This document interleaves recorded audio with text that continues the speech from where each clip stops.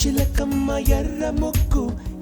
ముక్కులే పిల్లవాకు పూవై పూసిన ఎర్ర రోజా పూత గులాబీ పసిపాదం ఎర్రాని రూపం ఉడికే కోపం ఎర్రాని రూపం ఉడికే కోపం సంధ్యావర్ణ మంత్రాలు వింటే ఎర్రని పంట పాదమంటే కాంచనాల జిలుగు పచ్చ కొండ బంతి గోరంత పచ్చ పచ్చ